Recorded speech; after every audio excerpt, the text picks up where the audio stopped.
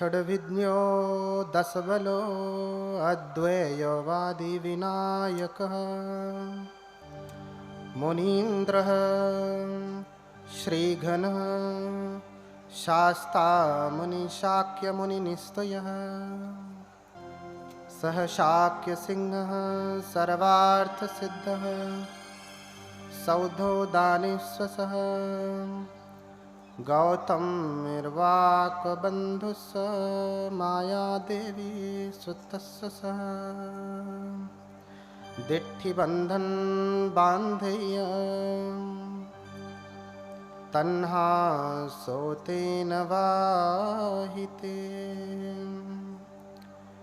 दिव्यनायक तारेसि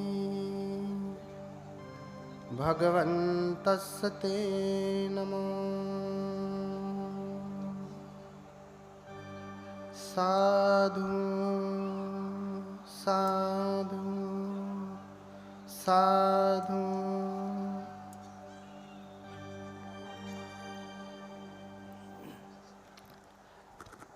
करुणा के महासागर लोक गुरु भगवान अरहत सम्यक संबुद्ध, इनके कमलवत चरणों की कोटि कोटि वंदना करता हूँ। तत्पश्चात धर्मराजा सम्राट अशोक एवं बोधिसत्व बाबा साहब डॉक्टर भीमराव अंबेडकर, इनके प्रति हार्दिक कृतज्ञता ज्ञापित करते हुए कोटि कोटि नमन करता हूँ। आज यहाँ आप सभी धर्म के प्रति श्रद्धावान उपासक उपासिकाएं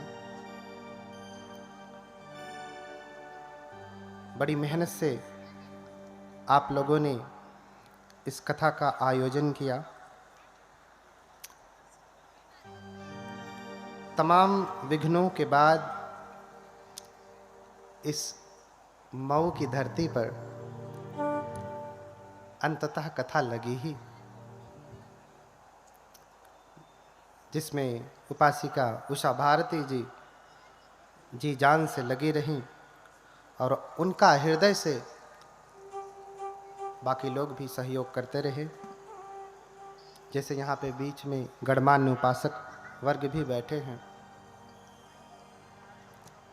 माननीय शिवचंद्र राम जी, डॉक्टर रामविलास भारती, मुखराम जी, अनिल मौर्य, संतोष कुमार, अनिल चंद्रा, उषा भारती, भूपेंद्र वीर, सुब्बा राव भारती और सूर्य प्रताप जी। इतने ही नाम नहीं, ये जितने भी लोग दिख रहे हैं, बहुत सारे लोग इसमें आयोजक की टीम में रहे। और फिर भी जिनका नाम लिया हूँ, ये सारे विद्वान गण हैं, परम विद्वान हैं, महापंडित हैं, किंतु वो बड़े श्रद्धा भाव से स्वयं इस कथा में श्रोता बन के सुन रहे हैं। भगवत कृपा से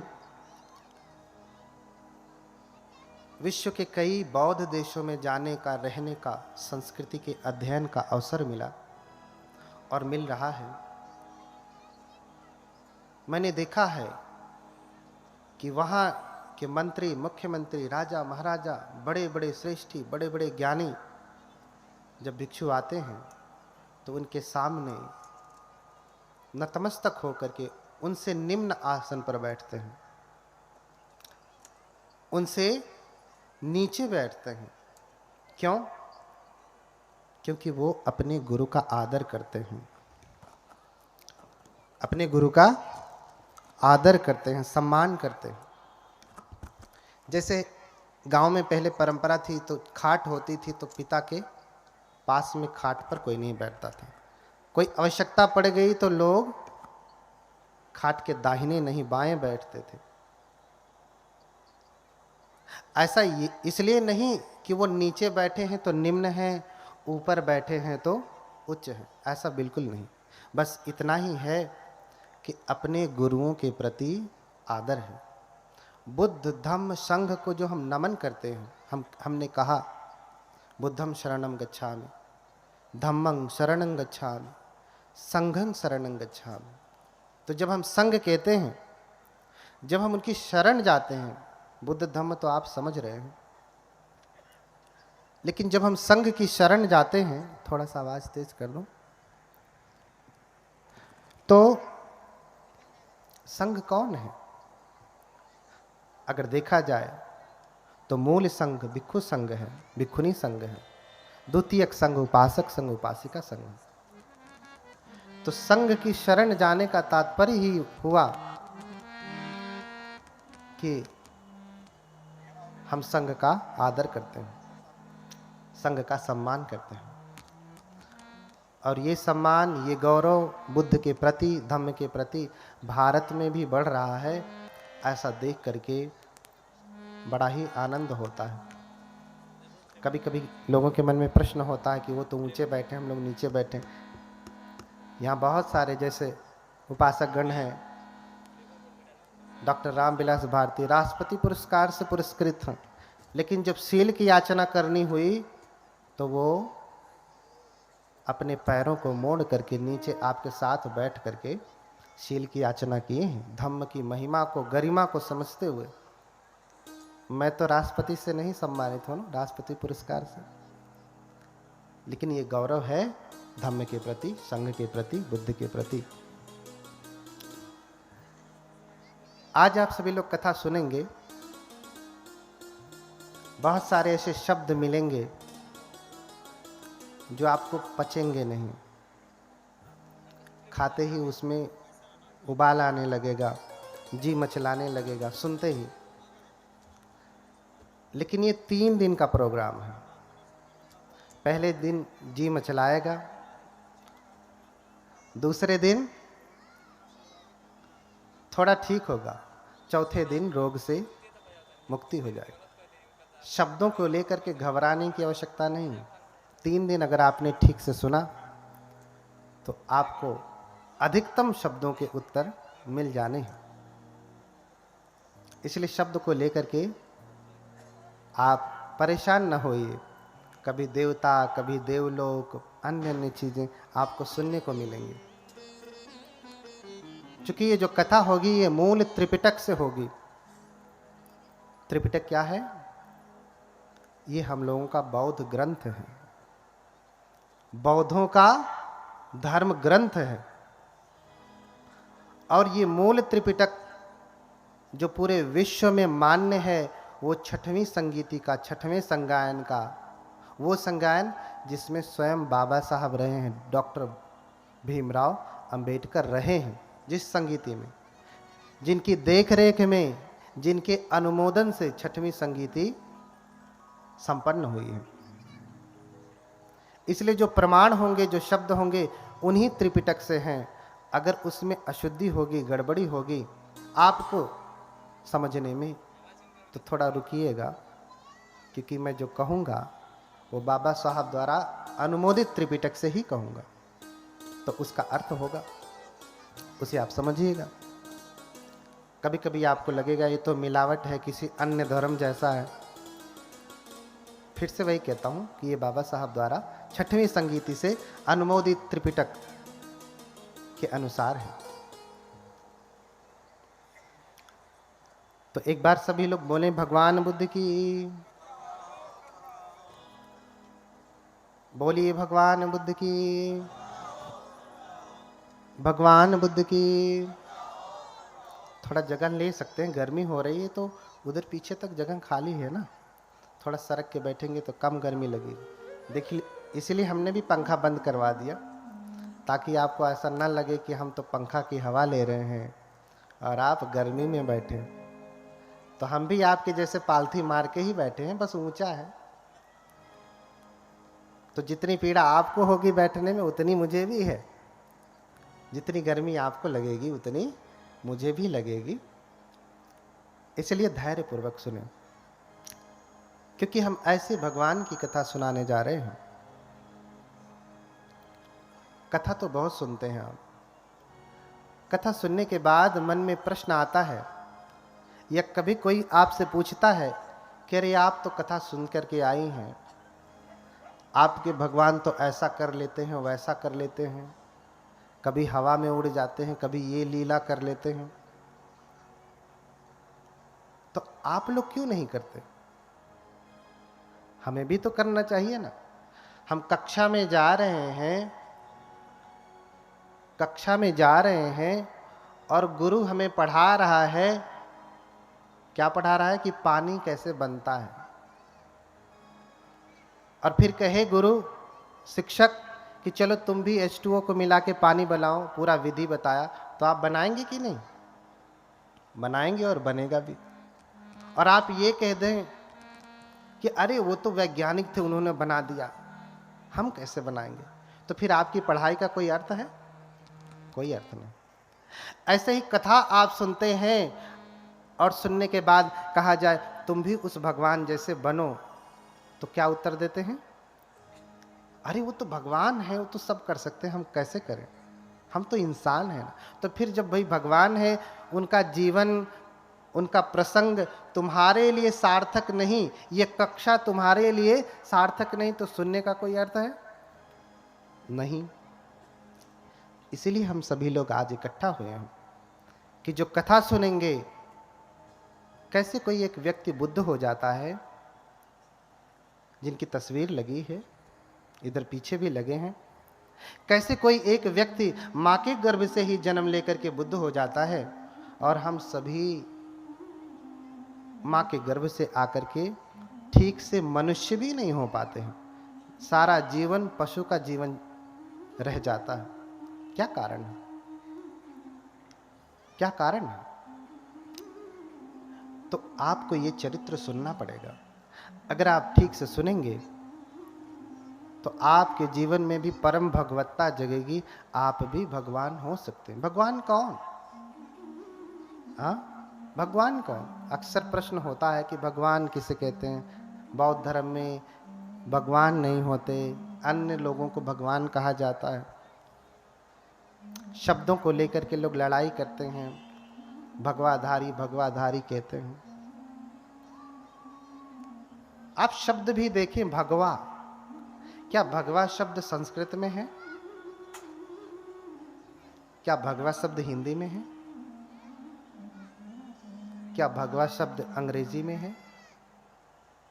उर्दू में है, अरबी में है, फारसी में है, इटाली में है, किसी में है? नहीं। किस में है? मूल पाली और प्राकृत में ही भगवा है। प्राकृत में भी भगव शब्द है, पाली में भगवा है। और अगर हम ये कहें कि ये भगवाधारी भगवाधारी, तो आप किसको कह रहे हैं? बुद्ध को कह रहे हैं। किसको कह रहे हैं? बुद्ध को कह रहे हैं। क्यों? क्योंकि पाली में ही भगवा शब्द होता है, किसी अन्य भाषा में नहीं होता। और पाली बुद्ध की मूल भाषा है। पाली बुद्ध की मूल भाषा। इसलिए भगवा शब्द समझे, भगवान किसे कहते हैं? भगवा माने भगवान। हिंदी में करेंगे तो भगवान हो जाएगा, हिंदी में भगवान हो जाएगा। पाली में कहेंगे तो भगवा हो जाएगा, भगवतो हो जाएगा, भगवंत हो जाएगा। भगवंत नॉमिनेटिव केस में भगवा भगवंत ही होता है। कथा में लिखा है ना, बुद्ध चरित भगवंत कथा। अब भगवंत से भी आपत्ति होती है। विभक्ति पढ़ेंगे, जैसे हर शब्द का रूप होता है। बालक का संस्कृत में बालक है, बालक बालक होता है ना, ऐसे पाली में बालको बालका होगा, दो ही वचन होते हैं। और भगव शब्द का, भगवा शब्द का भगवा ही होगा, भगवंत होगा। पहले ही विभक्ति एक वचन में, नॉमिनेटिव सिंगुलर केस में, पठमा एक वचन में आपको भगवा भगवंत ही होगा।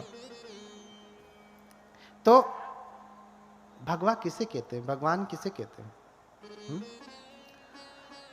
तो कहा कि भग रागोति भगवा। भगवान किसे कहा? भग रागोति भगवा, भग दोषोति भगवा, भग्ग मोहोति भगवा, भाग्यस पाप का धमा, भगवाते न मुच्यति। जिसने राग को भग्न कर दिया, क्या कर दिया? राग को भग्न कर दिया। राग क्या है?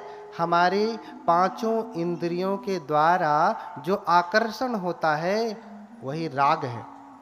जैसे आंख से रूप देखा, रूप क्या है? जो भी चराचर जगत में दिखाई दे रही है आंखों से, ऑब्जेक्ट जो भी है। हम आंख से सुंदर स्त्री देखते हैं तो क्या पैदा होता है? क्या पैदा होता है? राग की बड़ी सुंदर स्त्री है। कोई स्त्री पुरुष को देखती है इन्हीं आंखों से तो क्या पैदा होता है? चक्षुना संपस्सजो रूपं उपपज्यति चक्षु विज्ञानम। जब आंख से हम रूप देखते हैं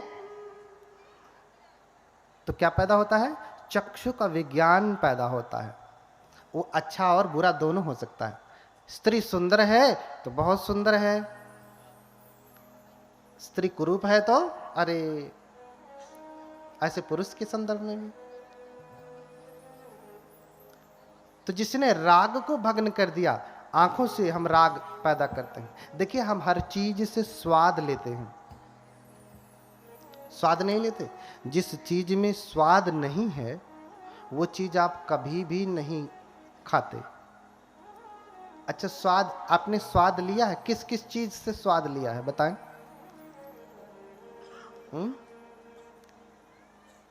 किस किस से? सलायतन फसजो रसंग वे विमर्तति।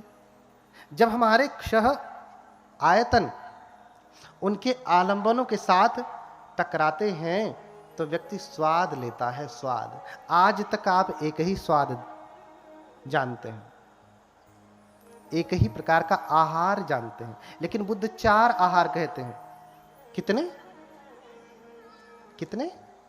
4 आहार कहते हैं। कौन कौन से? एक तो आहार आप जानते हैं, उसे कहते हैं कबलीकर आहार। कबलीकारो आहारो, कबलीकार आहार अर्थात जिसे आप कबल बना के चबा करके चपर चपर चपर करके खाते हैं, वो क्या है? कबलीकर आहार। फिर क्या है? मनोसंचेतना आहार है। फिर क्या है? स्पर्श आहार है। फिर क्या है? विज्ञान, जिसे हम हिंदी में कहेंगे विज्ञान, विज्ञान आहार। ये 4 प्रकार के आहार हैं और इन्हीं के द्वारा, इन आहारों को हम लेते कैसे हैं? इन्हीं 5 इंद्रियों के द्वारा लेते हैं। आंख, कान, नाक, जीभ, त्वचा और मन। एक 6वीं इंद्री जुड़ती है जिसके द्वारा हम सारे रसों का आनंद लेते हैं। अच्छा, जिस चीज में स्वाद नहीं उसे आप खाते हैं? खाना कौन सा खाया? भोजन कौन सा किया? जिसमें स्वाद है। एक दिन अगर स्वादिष्ट भोजन न मिला तो आपका पेट न भरेगा। भरता है? नहीं भरता। हर चीज में तो आप तो स्वाद बस इतना ही जानते हैं कि यही स्वाद है, लेकिन नहीं, आंखों से भी स्वाद है। आपने वस्त्र कौन सा पहना? जो आंखों को स्वादिष्ट, आंख के द्वारा स्पर्श हुआ तो जो विज्ञान पैदा हुआ, जो स्वादिष्ट लग रहा है, वही स्वादिष्ट वस्त्र आपने पहना। नहीं पहना? आपकी अलमारी में हजारों जोड़े कपड़े रहे होंगे, हाँ, ऐसे गए होते, हाथ डाले होते पीछे, निकाल लिया, एक पहन लिया। ऐसा किया क्या? देखा कि इन हजारों में भी कौन सबसे ज्यादा स्वादिष्ट है, वही कपड़ा पहना ना, वही वस्त्र पहना। ऐसे ही कान से व्यक्ति स्वाद लेता है, कान से स्वाद लेता है। बढ़िया गीत चले तो आदमी स्वाद लेता है, गाली देवे तो फिर स्वाद नहीं ले पाता, सारा रस खत्म हो जाता। ऐसे स्पर्श से स्वाद लेता है। स्पर्श का सबसे उच्चतम स्वाद स्त्री पुरुष का भोग है। उससे बड़ा राग क्या है? उससे बड़ा राग है कोई नहीं। कोई राग नहीं। ऐसे ही कानों को शब्द सुन करके, नासिका से गंध को ग्रहण करके इत्र कौन सा लगाया, परफ्यूम कौन सा लगाया, वही। कोई भी आया दुकान से और दे दिया, लो भैया ये ले जाओ, आपने ले लिया? नहीं। जिसमें आपको स्वाद आया, नहीं ये स्वादिष्ट लग रहा है नासिका के द्वारा, वही आपने लगाया। तो ऐसे ही छहों इंद्रियों से, 5 शारीरिक इंद्रिय हैं और एक मानसिक इंद्रिय, छहों इंद्रियों से जो स्वाद लेता है राग में फंसता है। इसलिए बुद्ध ने कहा, बुद्ध कौन है? भग रागोति भगवा, जिसने समस्त रागों को भग्न कर दिया। बुद्ध के भीतर कोई भी रस नहीं, रस लेने की कामना नहीं। आप उनको रूखा भोजन दे देंगे, रूखा भोजन कर लेंगे। वस्त्र तो कोई राजसी पहनते नहीं थे। हम लोगों के भीतर राग है, स्वाद है, बुद्ध के भीतर ऐसा नहीं था। बुद्ध तो पंचकूल पहनते थे। पंचकूल यानी पुराना फटा कपड़ा, उसको सिल करके चीवर बनाते थे और बुद्ध उसको पहनते थे। आंखों से कोई रूप देखा तो उसमें भी स्वाद नहीं। कान से कोई गीत नहीं सुनते, ऐसा जो आपके यहाँ गांव में जब खुशी होती है तो डीजे लग जाता है, ऐसा बुद्ध कोई गीत नहीं सुनते। बुद्ध धम्मपद का गायन सुनते हैं। इसलिए हमारे धर्म की जब संगीति हुई तो उसे कहा संगीति, साथ में गीति माने गायन करना, साथ में गायन करना। दूसरा शब्द दिया संगायन, साथ में गायन करना। आज कोई गा दिया तो कहते हैं भंते तो गीत वादित। अरे भैया तुम समझो, ऑर्केस्ट्रा वाले थोड़ी ना है। हाँ, क्या गाया? बुद्ध की स्तुति गाया, धम्म के गीत गाया।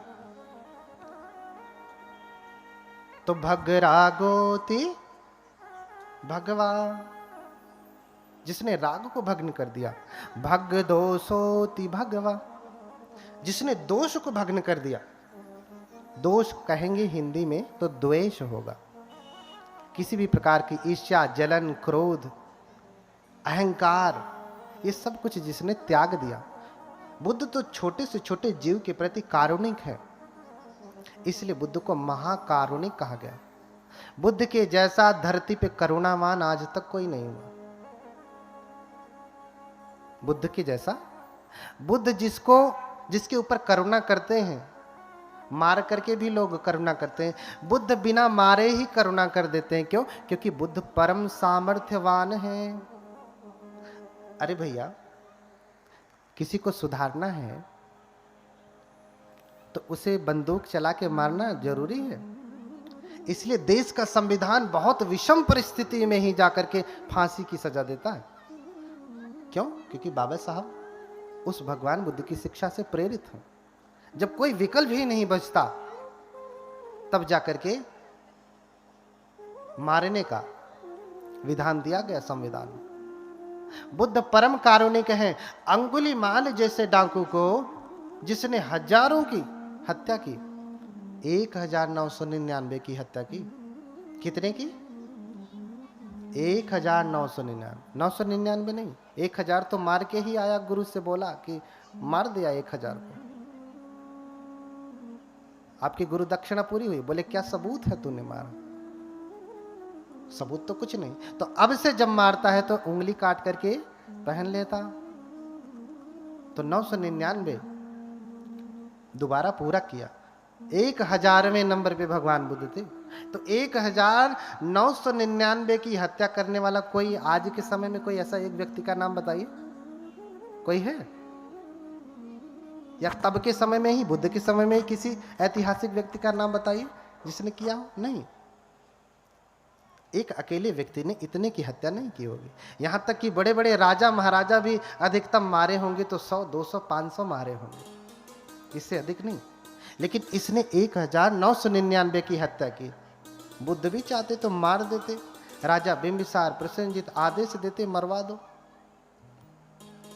लेकिन बुद्ध किसी को मारते नहीं, क्योंकि बुद्ध के भीतर किसी के लिए द्वेष नहीं है। बुद्ध तो करुणा करते हैं। हर व्यक्ति को सुधरने का अधिकार है। हर बीज जम सकता है अगर आप उसे उचित भूमि, उचित जलवायु देंगे तो इसीलिए कहा कि तद्धर्म सर्वदेहिनाम। वो बुद्धत्व का बीज, वो ज्ञान का बीज समस्त देहधारियों में है। कोई भी प्राणी हत्या के योग्य नहीं है। इसलिए बुद्ध कहते हैं कि किसी को मारे नहीं, मैत्री करें। और जब किसी से आप मैत्री करेंगे तो मारने की नौबत नहीं आएगी। आप अपने बेटे को मार सकते हैं, बेटी को मार सकते हैं? नहीं, क्योंकि इतनी मैत्री, इतना प्रेम, इतनी करुणा भरी है उसके प्रति, चाहे कितनी विषम परिस्थिति आ जाए आप मारने वाले नहीं हैं।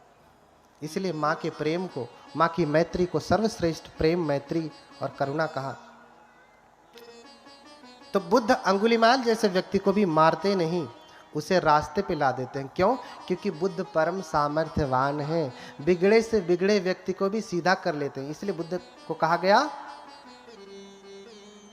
सत्ता देव मनुष्यानम। बुद्ध क्या है? शास्ता है। हम वंदना में करते हैं हर दिन, सत्ता देव मनुष्यानंग बुद्धो भगवती, कहते हैं ना। भगवान बुद्ध मनुष्यों और देवताओं के भी गुरु हैं। आप रोज पाली में वंदना करेंगे, सत्ता देव मनुष्यानंग बुद्धो भगवती। देव मनुष्यानंग, अगर मनुष्य ही देव होता है तो फिर दूसरा शब्द लगाने की क्या आवश्यकता है? मनुष्य ही देव होता है तो दूसरा शब्द लगाने की क्या आवश्यकता? सत्ता मनुष्यानंग बुद्धो भगवती, देव मनुष्यानंग क्यों कहा? तो बुद्ध परम सामर्थ्यवान है। बिना मारे, बिना चोट पहुंचाए व्यक्ति को सन्मार्ग पे लगा देते हैं। भैया तुम सच में भगवान हो तो ठीक करके दिखाओ ना, गोली मारना तो आम आदमी कर लेता है। इसलिए भग दोषोति भगवा, भगवान समस्त दोषों से विरहित है। और भग मोहोति भगवा, भगवान के भीतर कोई मोह नहीं, कोई अज्ञानता नहीं, कोई मूढ़ बुद्धि नहीं। इसलिए जब उन्हें शरीर त्यागना था तो अज्ञान में शरीर नहीं त्यागे, अपितु घोषणा कर दी, आज से 3 महीने बाद, जगह भी बता दिया, समय भी बता दिया, आज से 3 महीने बाद कुशिनारा में 2 साल वृक्षों के नीचे अंतिम पहर, तीसरे पहर में मैं अपने शरीर को त्याग दूंगा। और हुआ भी ऐसे। भगवान 3 महीने बाद कुशिनारा, कुशीनगर में पहुंचते हैं, 2 साल वृक्षों के नीचे लेटते हैं और अंतिम पहर जैसे ही शुरू होता है भगवान अपने शरीर को त्याग देते हैं। ऐसा कोई हुआ आज तक जिसने कहा कि इतने बज के इतने मिनट पे मरूंगा और मर गया? बता दे। क्यों? क्योंकि बुद्ध सारे मोहों से विरहित है। बुद्ध परम सजग है, परम ज्ञानी है। उनके भीतर मोह अर्थात बाल बुद्धि, अज्ञानता, मूर्खता, बुद्ध उन सब से परे हैं। इसलिए भग रागोति भगवा, भग दोषोति भगवा, भग मोहोति भगवा, भगस पाप का धम्मा भगवाते न उच्चति। जिसने समस्त पापों को उत्पन्न करने वाली जड़ को ही भग्न कर दिया, तोड़ दिया, खंडित कर दिया, उसे क्या कहते हैं? भगवान कहते हैं। भगवान, उससे भगवान कहते हैं। यानी बुद्ध किसी भी प्रकार का दोष नहीं करते। बुद्ध पत्नी के साथ नहीं रहते, बुद्ध बच्चे को के साथ नहीं रहते, बुद्ध गृहस्थी में नहीं रहते। बुद्ध ऐसा कोई कार्य नहीं करते जिससे पाप पैदा होता है या पाप को बढ़ावा मिलता। भग्गस पाप का धम्मा, जितने धर्म अर्थात क्या होता है? भग्गस पाप का धम्मा, धर्म का अर्थ आप क्या समझते हैं? धम्म अर्थ आप क्या समझते हैं? अगर आप पाली पढ़ेंगे तो बहुत सारे अर्थ हैं धम्म के, एक ही अर्थ नहीं है। धम्म का मतलब बौद्ध धर्म ही नहीं होता। धम्म का मतलब होता है नैसर्ग का नियम, प्रकृति का नियम, फेनोमेना। और डॉक्ट्रिन भी होता, बुद्ध की शिक्षा भी होती है। तो जितने भी पाप को उत्पन्न करने वाले प्रताड़ित नहीं होता। आप विदेशों की बात छोड़ दीजिए, भारत में ही कोई ऐसा राज्य बता सकते हैं जहां सिर्फ बौद्ध लोग हैं? सुना? बता सकते हैं? सिक्किम का नाम सुना है? पूरे बौद्ध लोग हैं। यहां तक कि अरुणाचल में भी बौद्ध लोग हैं। आप जाएंगे हिमाचल में तो अधिकतम संख्या तिब्बती बौद्ध धर्म को मानने वाले हैं। लद्दाख जाएंगे, पूरे कौन है? बौद्ध। कभी आपने सुना वहां पे ऐसा होता? अपवाद तो हर जगह है, लेकिन आपने सुना कि वहां किसी के साथ दुर्व्यवहार हो रहा? जैसे आज आपके प्रदेश में खड़े खड़े बहन बेटियों की इज्जत नहीं रह जाती, ऐसा आपने सुना कभी किसी न्यूज़पेपर में? सुना होगा तो वर्ष में एक आध बार। कितनी बार? वर्ष में एक आध बार। क्योंकि बुद्ध का ही वचन है, यो हवे रखति धम्मं धम्मं रखति सो परे। क्या कहा? जो धर्म का पालन करता, रखति माने रक्षा करना। क्या करना? रक्षा करना। तो धर्म की रक्षा कैसे होगी? उसका पालन करने से होगी। आपने गाड़ी ले लिया और लाके खड़ी कर देंगे तो गाड़ी सुरक्षित बची रहेगी? कभी चालू मत करिए, कभी कुछ मत करिए, चलाइए मत। आपकी ये भौतिक गाड़ी भी अगर आप 1 वर्ष तक ला करके खड़ी कर देंगे तो वो चलेगी नहीं। तो रक्षण कैसे होता है? उसका पालन करने से। तो यो हवे रखति धम्मं धम्मं रखति सो परे। जो धर्म की रक्षा करता है, धर्म भी उसकी रक्षा करता है। इसका ज्वलंत उदाहरण आप अपने देश में ही देख सकते हैं। बाकी बौद्ध देशों में जाने की तो जरूरत ही नहीं है। बौद्ध देशों में जाने की जरूरत नहीं है। इतना सामर्थ्य है भगवान बुद्ध के धम्म में, भगवान बुद्ध की शिक्षा में, भगवान बुद्ध के ज्ञान में। आज उसी की कथा सुनेंगे कि कैसे जन्म हुआ, कैसे ज्ञान प्राप्त किया और क्या क्या उपदेश दिए। और ध्यान से सुनना कि कैसे कोई व्यक्ति बुद्ध हो सकता है। आज आप अपने बेटे को क्या बनाना चाहते हैं? बेटी को क्या बनाना चाहते हैं? IAS, PCS, डॉक्टर, इंजीनियर, सब कुछ बनाना चाहते हैं। लेकिन एक अच्छा इंसान बनाना चाहते हैं? वो डॉक्टर इंजीनियर तो हो गया, लेकिन इंसान बना? मम्मी पापा की ही बात नहीं मानता। क्यों? क्योंकि उसने धम्म को जाना नहीं। वो जानेगा कैसे? आपके माध्यम से जानेगा। जब आप उस धम्म का अभ्यास करेंगे तो वो भी करेगा ही। वो परंपरा से ही आता है, परंपरा से ही आता है। हर कोई डॉक्टर, इंजीनियर, प्रोफेसर बनाना चाहता है, अपने कोई बेटे को बुद्ध नहीं बनाना चाहता। इतना आसान नहीं है, लेकिन कम से कम इच्छा तो होवे कि हम बुद्ध बनेंगे, अरहत बनेंगे। हाँ, बुद्ध से पहले की अवस्था है बोधिसत्व। वो जो तस्वीर लगी है ना, किसकी लगी है? किसकी लगी है? बोधिसत्व की। किसकी? बोधिसत्व की तस्वीर लगी है। बोधिसत्व होने वाले बुद्ध होते हैं। द बुद्धा टू बी, होने वाले बुद्ध। इसीलिए कहा बोधि का सत्व है। सत्व यानी प्राणी, होने वाले प्राणी हैं, होने वाले बुद्ध हैं। और उन्हीं को आप मानते हैं। लेकिन बोधिसत्व की चर्या कैसी है आपको समझना पड़ेगा। तो ये चर्या आपको बुद्ध कथा ही बताएगी। बहुत समय पहले की बात है, बहुत समय पहले की बात है। अमरावती नाम का एक नगर था, जो कि भारत पूरी तरीके से बदल गया। आज आप अमरावती कहेंगे तो उधर महाराष्ट्र में है, उधर ही कहीं अमरावती है, क्योंकि भारत की पूरी भौगोलिक दशा ही बदल गई। तो कप्पे सत सहसे चतुरो च असंख्ये अमरम नाम नगरम दर्शनेयं मनोरमम। कप्पे शत सहस्रे, देखिए आप ध्यान से समझें। कप्पे शत सहस्रे चतुरोच असंख्य। कल्प बहुत सारे होते हैं। कप्प यानी कल्प।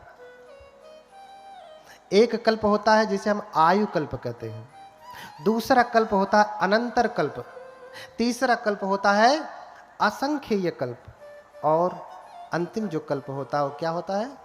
महाकल्प। ये 4 कल्प होते हैं। अब कल्प किसे कहते हैं? कल्प किसे कहते हैं? कल्प समय को नापने का एक पैमाना है। जैसे हम समय को कैसे नापते हैं? 1 सेकंड, 2 सेकंड, 1 मिनट, 2 मिनट, 1 घंटे, 2 घंटे, 1 महीने, 2 महीने, हाँ 1 वर्ष, 2 वर्ष, ऐसे नापते हैं ना। लेकिन कुछ समय इतना लंबा होता है कि इसे महीने, 2 महीने, वर्षों में भी नापा नहीं जा सकता, इतना लंबा होता है। तो इसे नापने के लिए कल्प कहा, उसे नापने के लिए कल्प दिया। और कितना कल्प? कप्पे शत सहस्रे, 100,000 कल्प, चतुरोच असंख्ये, और 4 असंख्य कल्प, 100,000 आयु कल्प और 4 असंख्य कल्प। मैंने 4 प्रकार के कल्प बताए, उसमें तीसरे नंबर का कल्प है असंख्य कल्प। एथंतरे यं चरितं सभ्यते बोधिपाचनं। एक कल्प समझिए, आयु कल्प कितना होता है? आयु कल्प आप समझते हैं? 100 साल का होता है, 100 से अधिक होगा, उसे हम आयु कल्प कहते हैं। लेकिन बुद्ध जिस कल्प की बात कर रहे हैं, जिन कल्पों में होते हैं, वो कल्प बड़ा लंबा होता है। तो उदाहरण दिया कि पर्वत की चोटी को रेशम के कपड़े से प्रत्येक 100 वर्ष में एक बार पोंछा जाए। समझ पा रहे हैं? पर्वत की चोटी को रेशम के कपड़े से 100 वर्ष में एक बार पोंछा जाए, तो उस चोटी को समाप्त होने में जितना समय लगता है उसे एक कल्प कहते हैं। कितना समय लगेगा? पर्वत की चोटी को रेशम के कपड़े से 100 वर्ष में एक बार पोंछा जाए, तो चोटी को समाप्त होने में जो टॉप पोर्शन होता है, जितना समय लगता है उसे क्या कहते हैं? एक कल्प कहते हैं। अब इसे आप वर्षों में बता सकते हैं, कितने वर्ष में खत्म होगा? कितने हजार वर्ष में? नहीं। दूसरा उदाहरण दिया हमारे त्रिपिटक में कि 1 योजन लंबा, 1 योजन चौड़ा, 1 योजन ऊंचा कोई भेरी हो। भेरी यानी बॉक्स समझिए आज के समय में। 1 योजन कितना होता है? 1 योजन में 3 कोस, और 1 कोस में 3 किलोमीटर। कहीं कहीं 4 का वर्णन है, 3 ही मेजर समझा जाता है। तो 1 योजन में कितने किलोमीटर हो गए? 9। 1 योजन में 3 कोस, और 1 कोस में कितने किलोमीटर? 3। तो 3 तिया 9। कोई भेरी यानी बॉक्स समझिए, कोई डब्बा हो, कंटेनर हो जिसमें आप चावल वावल रखते हैं ना, कितना बड़ा हो। देखिए बुद्ध कब पैदा होते हैं, बुद्ध कैसे पैदा होता है, कितना समय लगता है। अभी समय बता रहा हूं कितने समय में पैदा होते हैं, कैसे पैदा होते हैं। 9 किलोमीटर लंबा, 9 किलोमीटर चौड़ा और 9 किलोमीटर ऊंचा। क्या हो? भेरी हो। और उसमें क्या रखे हो? सरसों के दाने रखे हो। प्रत्येक 100 वर्ष में एक सरसों का दाना निकाला जाए, तो दाना समाप्त होने में जितना समय लगता है उसको क्या कहते हैं? एक कल्प कहते हैं। ये कल्प की व्याख्या उसी त्रिपिटक से है जिस त्रिपिटक का अनुमोदन स्वयं बाबा साहब ने किया। ये बुद्धों का कल्प है, उत्पन्न होने का समय है, बुद्धों के उत्पन्न होने का समय है। तो इसको आप कितने वर्षों में गणना करके बता सकते हैं? 1000, 2000, लाख, करोड़ नहीं, ये वर्षों में बताया नहीं जा सकता कि कितना लंबा समय, बहुत लंबा समय आप अनुमानित कर लीजिए। तो इस प्रकार से एक अमर नाम का नगर था। एक तपस्वी थे सुमेध, जो तपस्या करते थे। क्या करते थे? तप करते थे। हिमालय में जाकर के तप करते थे। क्यों तप करते थे? क्योंकि जब उनका जन्म हुआ तो माता पिता सब कुछ छोड़ करके चले गए। सबके माता पिता सब कुछ छोड़ के ही जाते हैं, लेकिन किसी की आंखें खुलती हैं, किसी की नहीं खुलती हैं। और जब सब कुछ छोड़ करके गए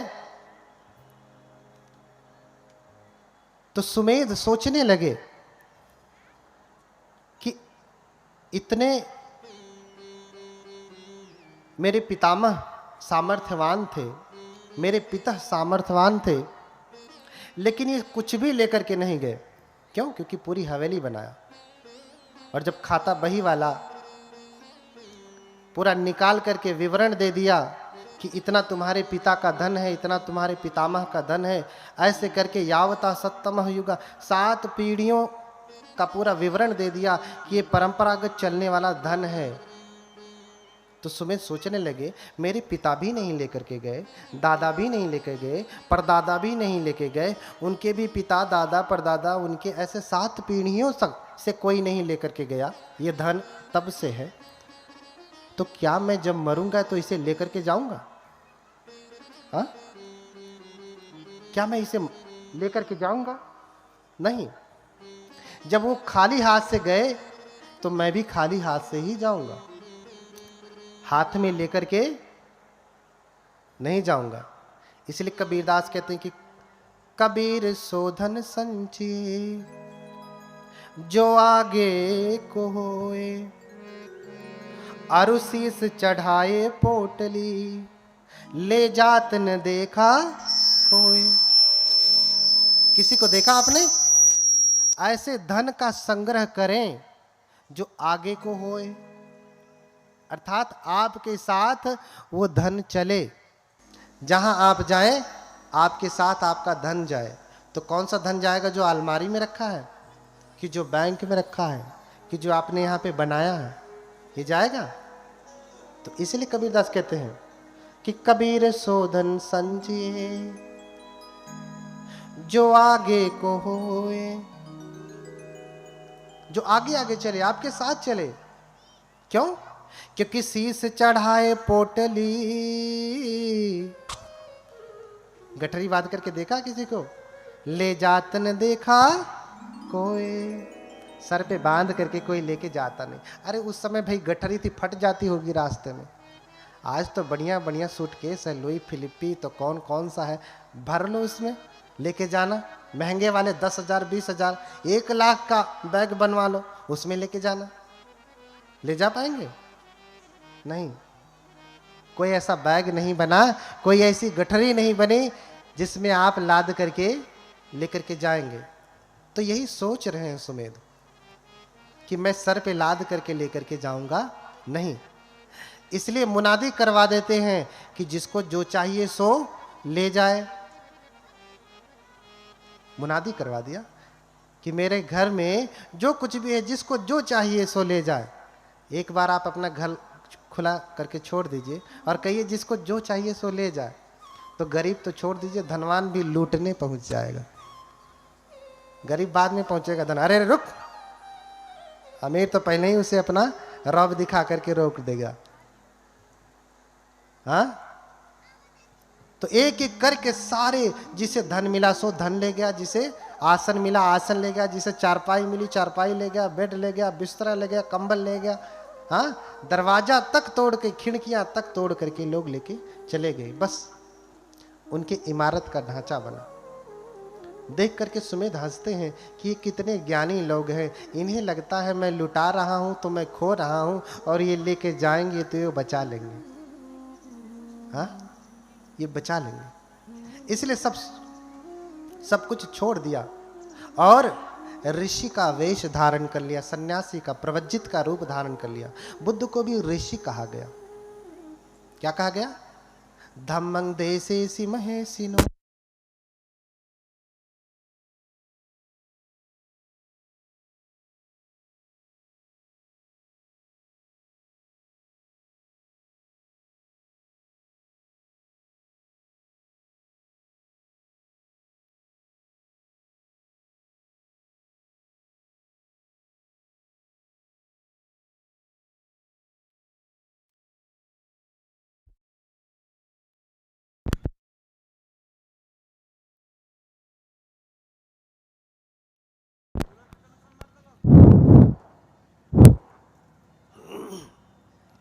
बोलिए भगवान बुद्ध की। भागिए मत, अभी तो शुरू हो रहा, अभी तो पृष्ठभूमि बन रही। बोलिए भगवान बुद्ध की। थोड़ा और जोर से बोलिए, नींद तो नहीं लग रही ना? बोलिए भगवान बुद्ध की। और जोर से बोलिए, भगवान बुद्ध की। अब भाग जाएगी नींद। जब लड़ाई होती तब देखिए कितना तेज बोलते हैं। अरे तय सुन रे, तय सुन।